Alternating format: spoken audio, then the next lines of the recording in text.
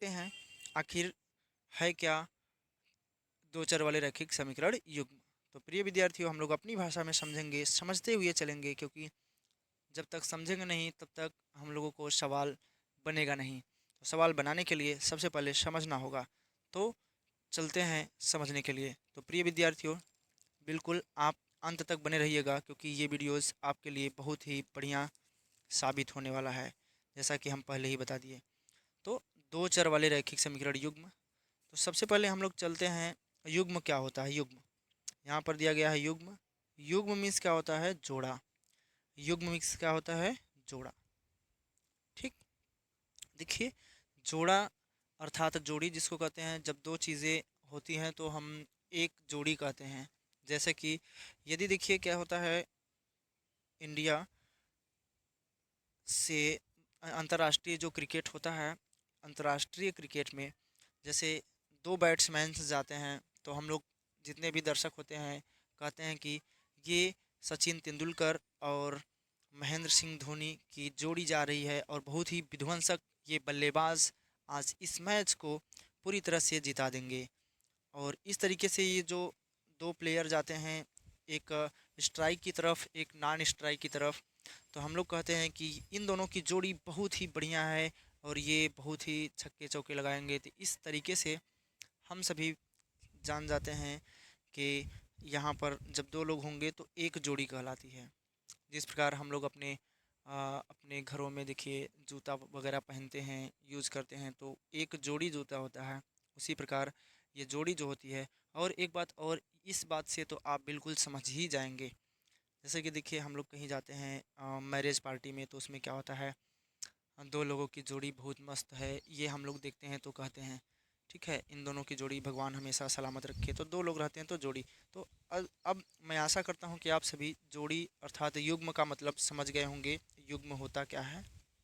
ठीक है, तो प्रिय विद्यार्थियों, ऐसे ही हम लोग पढ़ेंगे। तो समीकरण क्या होता है, समीकरण, ठीक है। रैखिक समीकरण क्या होता है, दो चर वाले, ठीक है, हम लोग समझेंगे। तो सबसे पहले देखिए चर क्या होता है।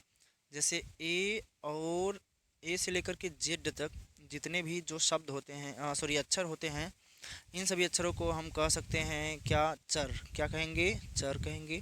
और जो संख्याएं होती हैं, ठीक है, क्या होती हैं, संख्याएं जितनी होती हैं ये क्या होती है, अचर होती हैं। ठीक है, संख्याएं क्या होती है, अचर होती है। तो हम लोग चर लिखेंगे और समझेंगे चर क्या होता है। तो सब चलिए लिखते हैं चर क्या है, ठीक है, समझ लीजिएगा। तो चर देखिए क्या होता है, यहाँ पर हम लोग देख लेते हैं। जैसे दो चर वाले, ठीक है, एक यक्स हो गया, ठीक है, प्लस एक क्या हो गया, वाई हो गया, बराबर हमने लिख दिया 10, ठीक है। तो यहाँ पर देखिए यक्स के घाते क्या है, एक है। जब कुछ नहीं है तो यक्स के घाते एक माना जाता है। वाई के पावर में क्या है, कुछ नहीं है, तो हम लोग एक मानते हैं।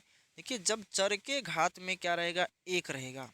जब चर के घात में क्या रहेगा, एक रहेगा, तो वो रैखिक समीकरण कहलाता है। क्या कहलाता है, तो हम कहेंगे कि ये आपका क्या है, रैखिक समीकरण है, एक रैखिक समीकरण। ठीक है, ये क्या है, रैखिक समीकरण।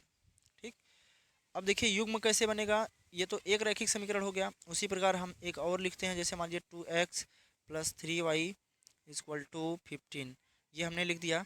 तो यहाँ पर भी देखिए यक्स के घाते कुछ नहीं है तो एक माना जाएगा। यहाँ पर y के घाते क्या है, एक माना जाएगा। ठीक है, कुछ नहीं है तो यहाँ पर भी देखिए क्या है, एक चर तो यक्स हो गया, दूसरा चर क्या है, वाई हो गया।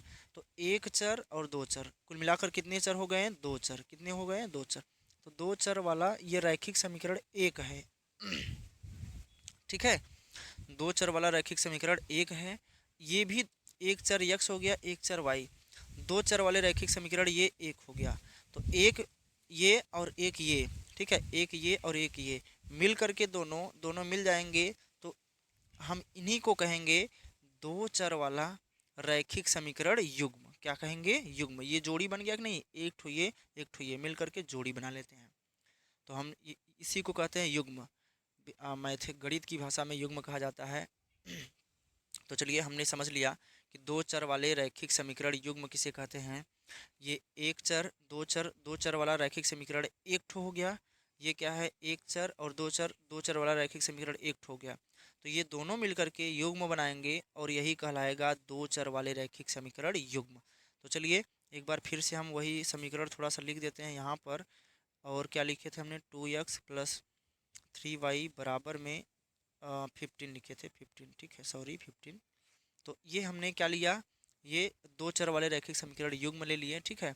अब इस युग्म को हम क्या करेंगे, इस चीज़ को हम लोग, इसी समीकरण युग्म को हम लोग हल करेंगे, ठीक है, तीन विधियों द्वारा। एक हो गया प्रतिस्थापन विधि, ठीक है, कौन विधि, प्रतिस्थापन विधि द्वारा, ठीक है। एक हो गया, ठीक है, ग्राफी विधि द्वारा, ग्राफी विधि द्वारा। एक किस विधि द्वारा हल करेंगे हम लोग, ठीक है, ग्राफी विधि के बाद आएगा हम लोगों का विलोपन विधि, एक विलोपन विधि होता है, ठीक है। फिर एक ठो आएगा हम लोगों का, चार ठो हम पढ़ लेंगे, ठीक है, सब ज्ञान हम लोग अर्जित करेंगे वज्र गुणन विधि द्वारा, ठीक है। किस विधि द्वारा, वज्र गुणन विधि द्वारा, ठीक है। तो पहला हम लोग पढ़ेंगे क्या, प्रतिस्थापन, सॉरी, पहला पढ़ेंगे ग्राफी विधि, फिर दूसरा पढ़ेंगे प्रतिस्थापन विधि, फिर विलोपन, और फिर क्या पढ़ेंगे, वज्र गुणन विधि।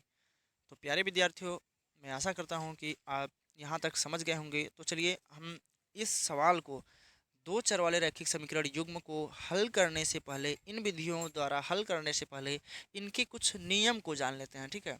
तो चलिए नियम को जानने के लिए हम लोग यहाँ पर देखिए नियम बनाए हुए हैं, इस तरीके से यहाँ पर देखिए दिया गया है, ठीक है। इसको हम लोग समझ लेंगे, तब आगे हम लोग बढ़ेंगे, क्योंकि ये बहुत ही इम्पोर्टेंट है, ठीक है। आप सभी के लिए सवाल हल करने के लिए बहुत ही मददगार साबित होगा। जैसा कि देखिए दिया गया है कि A1 बटे A2, A1 divided by A2 is not equal B1 divided by B2। मतलब देखिए, जब A1 बटा A2 बराबर नहीं रहेगा B1 बटा B2 के, तो इस स्थिति में क्या होगा, रेखाएं प्रतिच्छेद करती हैं। क्या करती हैं, रेखाएं प्रतिच्छेद करती हैं, मतलब अद्वितीय हल होता है, अर्थात केवल एक हल होगा, ठीक है, केवल एक ही हल होगा, उसमें दो हल नहीं हो सकते हैं, तो उसको हम लोग अद्वितीय हल कहते हैं, एक ही हल कहा जाता है, ठीक है। ठीक उसके प्रकार देखिए, अच्छा अच्छा, विद्यार्थियों के मन में ये भी होगा कि A1 और A2 कहाँ से आ गया, B1 और B2 कहाँ से आ गया, ठीक है, ये चीज़ें होती कहाँ हैं, तो ये भी हम लोग समझ लेते हैं, ठीक है। तो चलिए हम यहाँ पर समझाते हैं आपको, ठीक है। जो A1 A2 B1 B2, जैसे हमने लिखा था क्या, हमारा जो क्या था, समीकरण था दो चर वाला रैखिक समीकरण, x प्लस वाई बराबर में 10, ये समीकरण था। और उसके बाद एक समीकरण था 2x प्लस 3y बराबर 15। तो ये समीकरण नंबर एक था, ये समीकरण नंबर दो था। तो देखिए, जो समीकरण नंबर एक में x के पहले जो मान होता है, समीकरण नंबर एक में x के पहले जो मान होता है, उसी को हम लोग कहते हैं A1। क्या कहते हैं, A1। और देखिए समीकरण नंबर एक में y के पहले जो मान होता है, उसको कहते हैं B1। क्या कहते हैं, B1। और देखिए अभी इस समीकरण को हम क्या करेंगे, जब ये देखिए ये बराबर है, बराबर की इस साइड क्या है, 10 है, 10 को उस साइड लेकर जाएंगे तो यहाँ पर -10 होगा, ठीक है। क्या होगा, -10। देखिए इसको हम ऐसे नहीं हल करते हैं, इसको पहले, इस समीकरण को हम पहले बढ़िया से सेट कर लेते हैं, x प्लस वाई 10 उस बार है, तो हम लोग इस बार लेकर आएंगे तो -10 बराबर 0 होगा। समीकरण नंबर ये जो दो था, देखिए एक था वो इस फॉर्म में आ गया। उसी प्रकार हम समीकरण नंबर दो को भी सेट कर लेंगे, 2x plus 3y -15 equal to 0। देखिए ये समीकरण नंबर तीन अब हम सेट कह देंगे समीकरण नंबर चार, क्योंकि हमने बदल दिया इसको, ठीक है। समीकरण वही था, देखिए ये 10 जो था इस साइड था तो इस साइड लेकर आए, प्लस में था तो माइनस में, ये भी प्लस में था तो माइनस में हो गया। अब देखिए समीकरण नंबर जो तीन में है, ठीक है, इसी को मान लीजिए एक मानते हैं, क्योंकि हम लोग तीन भी कह सकते हैं, कोई दिक्कत नहीं। समीकरण नंबर जो तीन में है, यक्स के पहले, ठीक है, यक्स के पहले जो भी संख्या होगी इसको A1 मानते हैं, ठीक है। तो यहाँ पर A1 बराबर एक है, B1 बराबर कितना है, एक है, C1 बराबर कितना है, C1 बराबर कितना है, तो C1 बराबर है आपका -10, ठीक है। उसी प्रकार जो दूसरा समीकरण है, ये दूसरे समीकरण में यदि क्या रहेगा, यक्स के पहले जो संख्या होगी उसको A2 मानते हैं, तो A2 बराबर देखिए 2 है, क्योंकि x के पहले 2 है। y के पहले जो होती है तो उसको हम B2 मानते हैं, तो B2 बराबर क्या है, यहाँ पर 3 है। फिर जो यहाँ पर जो संख्या होती है उसको हम C2 मानते हैं, C2 बराबर -15, ठीक है। ये होता है समीकरण नंबर पहला जो होता है, उसमें x के पहले जो भी क्या होती है, संख्या होती है, उसको A1 मानते हैं। ये B1 हो गया, C1 हो गया, B2 C2, sorry A2 B2 C2, ठीक है। इस तरीके से ये होता है। तो चलिए अब हम यहाँ पर आते हैं, ठीक है, जैसा कि हमने इस नियम पे बताया। देखिए जब A1/A2 बराबर नहीं रहेगा B1/B2 के, इनका जो अनुपात है बराबर नहीं रहेगा, जब अनुपात बराबर नहीं रहेगा तो इस स्थिति में रेखाएं क्या करती हैं, प्रतिच्छेद। प्रतिच्छेद का मतलब एक रेखा देखिए, जैसे मान लीजिए ये क्या हो गया, ग्राफ हो गया, ये ग्राफ हो गया, ठीक है। ग्राफ में एक रेखा ऐसे जाएगी, ठीक है, और एक रेखा ऐसे जाएगी। तो यहाँ पर देखिए ये रेखाएं क्या हो रही हैं, प्रतिच्छेद कर रही हैं, ठीक है। ये रेखा इधर जा रही थी, ये रेखा इधर जा रही थी, तो यहाँ पर देखिए रेखाएं प्रतिच्छेद, प्रतिच्छेद मतलब एक दूसरे को काटती हुई। ये तो देखिए ये क्या है, ये जो रेखा है ये हमने जो बनाया है, ये आपका वाई अक्ष है, और ये बनाया है ये जो है ये एक्स अक्ष है। ये मत कहिएगा प्यारे बच्चों कि यहाँ भी रेखाएं प्रतिच्छेद करें, ये रेखाएं नहीं है, ये तो अक्ष है, ठीक है। हमारी ये रेखा पहली रेखा, ये दूसरी रेखा, दोनों कहाँ प्रतिच्छेद करें, यहाँ पर। तो ये हमारा क्या होगा, प्रतिच्छेद करती। कब होगा, जब ये A1/A2 बराबर नहीं रहेगा B1/B2 के, तो रेखाएं क्या करेंगी, प्रतिच्छेद करेंगी। देखिए अब दूसरे का नियम, ठीक है। दूसरे का नियम है A1/A2 बराबर B1/B2 बराबर C1/C2 रहेगा। तीनों का अनुपात क्या रहेगा, यदि बराबर रहेगा तो इस स्थिति में रेखाएं क्या होती हैं, समपाती होती हैं। और जिनके अपरिमित हल होते हैं, अर्थात अनेक हल होते हैं, ध्यान दीजिएगा, जिनके क्या होते हैं, अनेक हल होते हैं, उनको हम लोग कहते हैं अपरिमित हल, ठीक है। और उसे हम कहते हैं समपाती रेखाएं। समपाती रेखाएं मतलब देखिए, जैसे ये रेखा हो गई, ठीक है, ये रेखा हो गई, ठीक है, ये रेखा, इसी पर दूसरी रेखा होगी, जब इसी रास्ते से दूसरी रेखा भी गुजरेगी तो हम कहेंगे क्या, कि ये जो है रेखाएं समपाती हैं। क्या है, समपाती हैं। अनुपात समान, देखिए यहाँ पर लिखा है समपाती, ठीक है। इसको विच्छेद करेंगे, संधि विच्छेद करेंगे तो होगा सम प्लस पाती, ठीक है। पाती से अनुपात आ रहा है, ठीक है, तो अनुपाती हो ही जाएगा। अनुपाती मतलब अनुपात, सम मतलब समान, ठीक है। सम मतलब क्या होता है, समान। जब अनुपात समान रहेगा तो उसको क्या कहेंगे, समपाती। जब अनुपात समान रहेगा प्रिय विद्यार्थियों, तो एक रेखा जहाँ से जाएगी दूसरी रेखा भी वहीं से जाएगी, ठीक है, उसी उसी रास्ते से गुजरती हुई जाएगी, तो इसको कहते हैं समपाती। तीसरा नियम क्या है समझिएगा, जो तीसरा नियम है वो A1/A2 बराबर B1/B2 तो बराबर रहेगा, परंतु B1/B2 बराबर नहीं रहेगा C1/C2 के, ठीक है। तो इस स्थिति में क्या होता है, इस स्थिति में रेखाएं क्या होती हैं, समांतर होती हैं। रेखाएं समांतर, समांतर मतलब क्या होता है, समान अंतर, ठीक है। एक दूसरे के अंतर रहेंगी लेकिन समान रेखा होगी, और जिनके हल नहीं होते हैं। जब रेखा समांतर होगी तो उसका कोई हल नहीं होता, देखिए यहाँ पर लिखा गया है ना, जिनका कोई हल नहीं होता, ठीक है। और ये असंगत कहलाती है, असंगत समीकरण युग्म कहलाता है। ये दोनों जो थी, ये दोनों रेखाएं थी जो ये प्रतिच्छेद करेंगी और संपाती होंगी, इनको हम लोग कहते हैं संगत, संगत समीकरण युग्म, ठीक है, संगत समीकरण युग्म। और जो तीसरा नियम है, जो तीसरे नियम को फॉलो करता है, इसको हम लोग असंगत समीकरण युग्म कहते हैं। क्या कहते हैं, असंगत समीकरण युग्म। तो आशा करते हैं कि समझ गए होंगे। यदि नहीं समझ आया होगा तो आप लोग इस वीडियोस को पॉज करके पीछे करके देख सकते हैं, ठीक।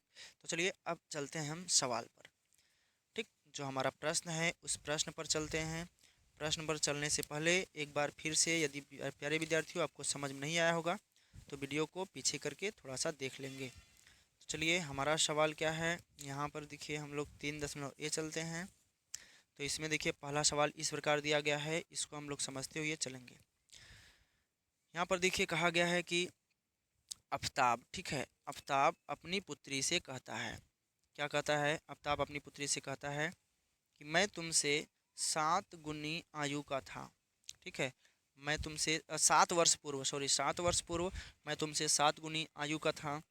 अब अब से 3 वर्ष बाद तुमसे केवल 3 गुनी आयु का रह जाऊंगा। इस स्थिति में बीजगणितीय एवं ग्राफीय रूपों में व्यक्त कीजिए। इसको क्या करना है, ग्राफीय रूपों में व्यक्त करना है, ठीक है। तो चलिए हम लोग हल करते हैं, ठीक है, हल करते हैं। इसके माध्यम से पहले हम लोग क्या करेंगे, देखिए समीकरण युग्म दिया है नहीं, तो हम लोग क्या बनाएंगे, पहले समीकरण युग्म बनाएंगे। क्या बनाएंगे, समीकरण युग्म। तो चलिए हम समझ लेते हैं, ठीक है। प्रश्नावली 3.A, ठीक है, प्रश्नावली है, क्या है, 3.A, 3 सॉरी 3 का A है, ठीक है, 3A।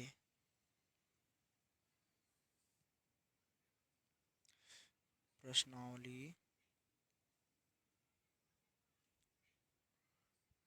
3A। सवाल नंबर फर्स्ट, देखिए सबसे पहले देखिए यहाँ पर, जैसे यदि हम आपको बताएं कि कह रहा है आफ्ताब अपनी पुत्री से कहता है कि मैं 7 वर्ष पूर्व में 7 गुनी आयु का था और 3 साल बाद हम तुमसे केवल 3 गुनी आयु का रह जाऊंगा। तो इसमें प्यारे प्यारे विद्यार्थियों, वर्तमान आयु तो दिया नहीं है। पहले मैं आपसे प्रश्न पूछ सकता हूँ कि देखिए, जो देखिए यदि मैं आपसे प्रश्न करूँ कि आप मान लीजिए इस समय 16 वर्ष के हैं, ठीक है, बिल्कुल ध्यान से समझिएगा, तब ये सवाल बिल्कुल आसान बना दूंगा, ठीक है। बताइए, आप इस समय 16 वर्ष के हैं, तो मैं पूछूंगा 7 वर्ष पहले आपकी आयु क्या थी, ठीक है। क्या थी, एक बार पुनः सुनिएगा। यदि आप इस समय 16 वर्ष के हैं, तो 7 वर्ष पहले आपकी उम्र क्या थी, तो आप क्या कहेंगे? आप अपने वर्तमान आयु में से, और वर्तमान आयु में से 7 घटा देंगे तो हो जाएगी क्या, जो आपकी आयु होगी वो हो जाएगी, ठीक है।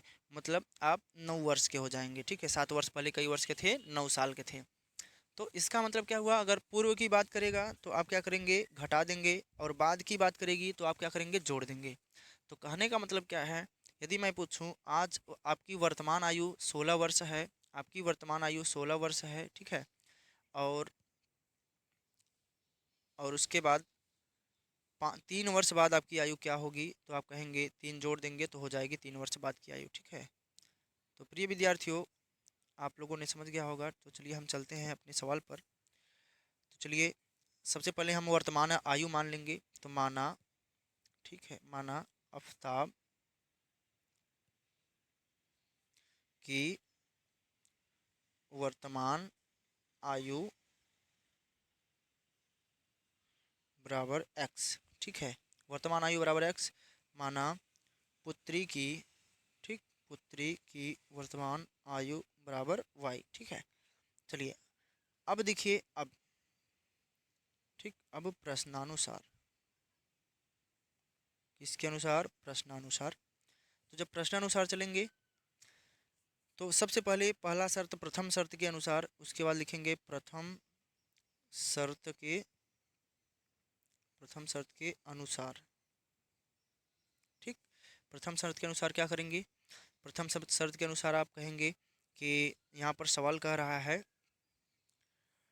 कि 7 वर्ष पूर्व मैं 7 गुनी आयु का था। तो पहले हम लोग 7 वर्ष पहले जाते हैं, तो लिखेंगे 7 वर्ष पूर्व, ठीक है। 7 वर्ष पूर्व, देखिए यदि बताइए 7 वर्ष पूर्व किसकी, आफ्ताब की आयु, ठीक है। तो हम लिखेंगे 7 वर्ष पूर्व आफ्ताब की आयु। आप बताइए, आपसे हमने पूछा था क्या कि देखिए, यदि आपकी वर्तमान आयु 16 वर्ष है, तो 7 वर्ष पहले आपकी आयु क्या होगी, तो 16 में 7 घटा देंगे तो आपकी आयु आ जाएगी 7 वर्ष पहले की। तो अब बताइए, आफ्ताब की वर्तमान आयु कितनी है, एक्स वर्ष है, तो 7 वर्ष पहले हम क्या करेंगे, एक्स में 7 घटा देंगे तो हो जाएगा 7 वर्ष पहले की आयु। तो x - 7, ये 7 वर्ष पहले की आयु हो गई। उसी प्रकार 7 वर्ष पूर्व पुत्री की आयु, ठीक है, किसकी आयु, पुत्री की आयु क्या हो जाएगी, ये y है, तो हो जाएगा y में 7 घटा देंगे तो y - 7, ये 7 वर्ष आयु पहले की दोनों की हो गई। अब हम क्या करेंगे, अब हम लोग समीकरण बनाएंगे। तो इन दोनों आयु को हम सबसे पहले लिख लेते हैं, x - 7 ये पिता की आयु हो गई, ठीक है, फिर बराबर y - 7, ठीक है। ये देखिए 7 वर्ष पहले किसकी आयु हमने लिया है, ये 7 वर्ष पहले हमने लिया है आफ्ताब की आयु। ये 7 वर्ष पूर्व किसकी आयु है, पुत्री की आयु, ठीक है। तो हम समझ लेते हैं कि क्या है, सवाल में क्या कर रहा है, प्रथम शर्त के अनुसार कि 7 वर्ष पूर्व मैं तुमसे 7 गुनी आयु का था। आफ्ताब 7 गुनी आयु का था, किससे, पुत्री से। तो आफ्ताब क्या है, 7 गुनी आयु का ज़्यादा था, ठीक है। तो ये देखिए 7 गुनी कम है, तो जो कम होती है उधर क्या करेंगे, 7 से हम क्या करेंगे, गुणा कर देंगे, ठीक है। जब 7 से गुणा कर देंगे तो इधर कम है तो बराबर हो जाएगी, ठीक है। अब देखिए, अब दोनों आयु क्या है, बराबर है, ठीक है। पिताजी कह रहे हैं मैं तुमसे 7 वर्ष पहले 7 गुनी आयु का था, तो ये पिताजी क्या थे, 7 गुनी आयु के थे, परंतु पुत्री क्या थी, 7 गुनी आयु की नहीं थी। बराबर हमें करना है आयु, तो हम क्या करेंगे, पुत्री कम है 7 गुनी, तो हम पुत्री में क्या करेंगे, 7 से गुणा कर देंगे, तो हमें 7 वर्ष ये दोनों आयु जो है बराबर हो जाएंगे। तो चलिए अब इसको हम हल कर देते हैं। तो हो जाएगा x-7 इक्वल टू, इसका इसमें गुणा कर दीजिए, 7 का इसमें भी, 7 का इसमें भी, तो 7y हो जाएगा, और माइनस में 7 7 जा 49। ठीक है, अब देखिए इस y को हम क्या करेंगे, इस y को इधर लेकर आएंगे, चर को चर की साइड और अचर को अचर की साइड लेकर जाएंगे।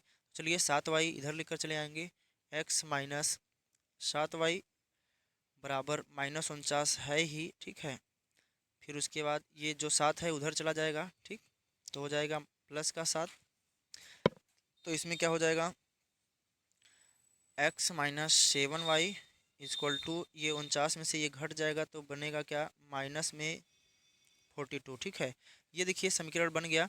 इसको हम क्या करेंगे, अगर इधर लाएंगे, पहले बराबर की साइड लेकर आइए, क्योंकि ये माइनस में है, इसको हमें पहले सही करना होगा। x-7y प्लस में 42 बराबर में 0। ये समीकरण नंबर देखिए 1 आ गया बढ़िया से, ये क्या आ गया, समीकरण नंबर 1 आ गया। अब देखिए हम उसी प्रकार हम द्वितीय शर्त के अनुसार चलेंगे, द्वितीय शर्त के अनुसार, द्वितीय शर्त के अनुसार चलेंगे। तो द्वितीय शर्त में क्या कहा है, अब मैं 3 वर्ष बाद, अब से 3 वर्ष बाद, अब से मतलब वर्तमान से, वर्तमान से 3 वर्ष बाद मैं तुमसे 3 गुनी आयु का रह जाऊंगा। तो पहले वर्तमान देखिए, अब हम 3 साल बाद चलते हैं, तो वर्तमान आयु कितनी है, तो लिख देंगे पहले 3 वर्ष बाद आफताब की आयु, किसकी आयु, आफताब की आयु। एक्स ये वर्तमान आयु है, 3 वर्ष बाद पूछा है तो जोड़ देंगे 3। ठीक है, 3 वर्ष बाद, ठीक, किसकी आयु, पुत्री की आयु। ये इसकी वर्तमान आयु वाई है, प्लस कर देंगे 3, तो 3 साल बाद की आयु आ जाएगी। ठीक है, 3 साल बाद की आयु आ जाएगी। अब हम लोग क्या करेंगे, अब हम करते हैं इससे हम लोग समीकरण निकालते हैं। ठीक है, अब देखिए द्वितीय शर्त क्या है, कह रहा है 3 वर्ष बाद मैं तुमसे 3 गुनी आयु का रह जाऊंगा। पहले देखिए पिता की आयु ये है, ठीक है, बराबर करिए पुत्री की आयु के, ये है, ये 3 वर्ष बाद दोनों की आयु है। तो हम क्या करेंगे, अभी तो ये दोनों बराबर है नहीं, ठीक है, लेकिन दोनों आयु को हमें बराबर करना है। ठीक है, अभी देखिए ये पिता की आयु क्या है, 3 गुनी है, लेकिन ये 3 गुनी कम है, दोनों बराबर है नहीं, हमें बराबर करना है। जो कम रहेगा उसमें हम क्या करेंगे, गुणा करेंगे उतना जितना वो अधिक है, तब बराबर हो जाएगी। तो कह रहा है क्या, 3 वर्ष बाद मैं तुमसे केवल 3 गुनी आयु का रह जाऊंगा। तो 3 वर्ष बाद की आयु हो गई, 3 गुनी ये रह जाएंगे। ठीक है, ये पिता जो है 3 गुने रह जाएंगे। तो इसमें क्या करेंगे, 3 से गुणा कर देंगे तो हो जाएगी 3 वर्ष बाद की आयु। अब हम लोग क्या करेंगे, समीकरण निकालेंगे। तो समीकरण निकालने के लिए हम लोग क्या करेंगे, इसको हल कर देते हैं। x+3 बराबर 3y+9। ठीक है, फिर हल करेंगे x, ये जो 3y है प्लस का इधर है, इधर आएगा माइनस का हो जाएगा, चर को चर की साइड और अचर को अचर की साइड, 9 है -3 हो जाएगा, क्योंकि 3 प्लस में उधर जाएगा माइनस में हो जाएगा। तो हो जाएगा x-3y बराबर में 6 हो जाएगा। ठीक है, और उसके बाद 6 को इस साइड लेकर आइए, x-3y माइनस में 6 बराबर 0, समीकरण नंबर 2। देखिए यहाँ पर समीकरण नंबर 2 आ गया, और ऊपर यहाँ पर देखिए समीकरण नंबर 1 है। अब हमारे पास देखिए इन दोनों को मिला देंगे तो हो जाएगा 2 चर वाले रैखिक समीकरण युग्म। दिया नहीं था, हमने बनाया है। ठीक है, अब चलिए सवाल हल करते हैं प्रतिस्थापन विधि द्वारा। चलिए, तो हम क्या करेंगे, सबसे पहले हम करेंगे, ठीक है, समीकरण नंबर 2 क्या है, समीकरण नंबर 3 क्या है, उनको सॉरी समीकरण नंबर 1 और 2 को लेंगे। ठीक है, और उसके बाद सवाल हल करेंगे। तो एक क्या था, ठीक है, हमने हल किया था, देखिए यहाँ पर है x-7y + 42। ठीक है, तो यहाँ पर लिखेंगे x-7y सॉरी प्लस में 42 बराबर में 0, ये प्लस में 42 है, ये समीकरण नंबर 1। समीकरण नंबर 2 क्या है, x-3y माइनस में 6 बराबर 0, समीकरण नंबर 2। इन समीकरण देखिए अब हमारे पास समीकरण युग्म आ गया है, रैखिक समीकरण युग्म। अब इसको हमें हल करना है प्रतिस्थापन विधि द्वारा। तो सबसे पहले हम क्या करेंगे, समीकरण 1 से, ठीक है, क्या करेंगे, x का मान निकालेंगे समीकरण 1 से। समीकरण एक से यक्स, समीकरण एक क्या है उसको लिख देंगे 7y प्लस में 42 बराबर में 0। ठीक है, एक्स को अकेला करना है क्योंकि हमें एक्स की मान निकालना है, तो एक्स को अकेला करना पड़ेगा। तो हम लिखेंगे एक्स, ठीक है। देखिए एक्स का मान निकालेंगे तो इसको -7y को उस साइड लेकर जाएंगे तो ये प्लस में हो जाएगा, और 42 माइनस में है, सॉरी प्लस में है तो माइनस में हो जाएगा, तो हो जाएगा 7y माइनस में 42। ये देखिए कुछ समय के लिए हमारे पास यक्स का मान आ गया है, और इसको हम मान लेते हैं समीकरण नंबर 3। ठीक है, कुछ समय के लिए यक्स का मान देखिए हमारे पास आ चुका है। अब देखिए लिखेंगे समीकरण, ठीक, समीकरण 2 में, किसमें, समीकरण 2 में, क्योंकि समीकरण एक से हमने यक्स का मान निकाला है, तो यक्स का मान याद रखिए कभी भी समीकरण एक में नहीं रखेंगे। ठीक है, समीकरण एक में कभी भी नहीं रखेंगे। अगर समीकरण एक से हम यक्स का मान निकालेंगे तो समीकरण 2 में रखेंगे, अगर 2 से निकालेंगे तो एक में रखेंगे। तो चलिए रख देते हैं समीकरण 2 में एक्स का मान रखने पर। ठीक है, चल रख दीजिए आसानी से। समीकरण नंबर 2 पहले लिख दीजिए एक्स माइनस 3y माइनस 6 बराबर 0। तो हो जाएगा क्या, जहाँ यहाँ पर देखिए यक्स है वहाँ पर लिखना है 7y माइनस 42, तो लिख लीजिए 7y माइनस में 42, और देखिए यहाँ पर माइनस है तो माइनस में 3y माइनस में 6 बराबर 0। ठीक है, अब देखिए क्या करेंगे। अब हम क्या करेंगे, चर को एक साइड कर लीजिए, अचर को एक साइड।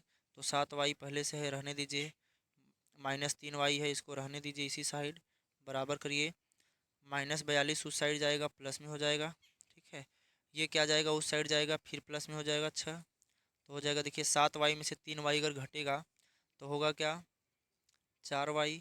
ठीक है, बराबर में 42 और 6 क्या हो जाएगा, 48 हो जाएगा। 42 6 कितना हो जाएगा, 48। चलिए यहाँ पर देखिएगा 42 में 6 जुड़ जाएगा तो 48 हो जाएगा।